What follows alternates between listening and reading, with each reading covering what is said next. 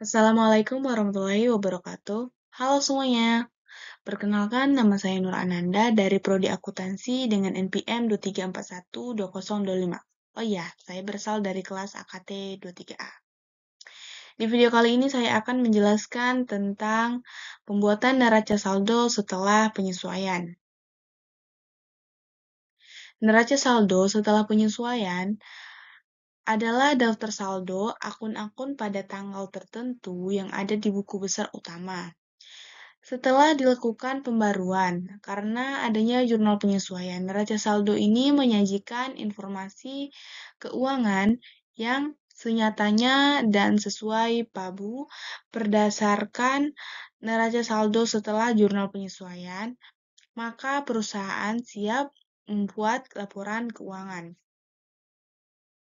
Tujuan neraca saldo sendiri yaitu neraca saldo adalah langkah pertama sebelum penyusunan laporan keuangan. Ini adalah dokumen internal kertas kerja yang digunakan akuntan sebagai dasar saat menyiapkan laporan keuangan. Yang kedua, dokumen memastikan bahwa untuk setiap entry debit yang dicatat, entry kredit yang telah dicatat dalam juga dengan pencatatan entry debit. Hal itu sesuai dengan sistem pembukuan double entry jika total saldo dari neraca saldo tidak sama. Perbedaan dapat ditelusuri dan diselesaikan sebelum pembukuan lapor keuangan disusun. Yang ketiga, laporan neraca saldo memastikan bahwa saldo-saldo akun diekstraksi secara akurat dari buku besar. Dokumen ini juga membantu akuntan dalam mengidentifikasi dan memperbaikan kesalahan akuntansi yang terjadi. Langkah-langkah berdasarkan neraca saldo dan jurnal penyesuaian, perusahaan membuat neraca saldo setelah jurnal penyesuaian dengan urutan langkah-langkah sebagai berikut. 1. Dimulai dari akun pertama, biasanya adalah akun kas. Lihat akun kas, saldo yang ada dalam kolom neraca saldo. Yang kedua, di kolom jurnal penyesuaian, perhatikan apakah terdapat transaksi yang menyebabkan perubahan di akun pertama tersebut.